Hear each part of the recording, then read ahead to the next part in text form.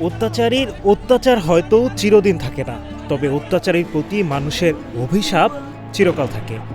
সেই অভিশাপের ভয়াল পরিণতি হিসেবেই হয়তো বাংলাদেশ ছেড়ে পালাতে বাধ্য হয়েছিলেন সাবেক প্রধানমন্ত্রী শেখ হাসিনা।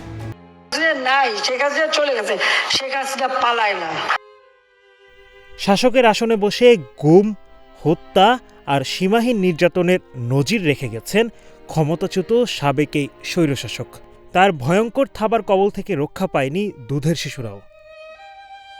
শত্রুতার জেরে রাজনৈতিক ব্যক্তিদের পাশাপাশি তার নির্দেশে শিশুদেরও আটক রাখা হতো কারাগারে। এমনকি মায়ের দুধ পান করতেও দেওয়া হতো না তাদের।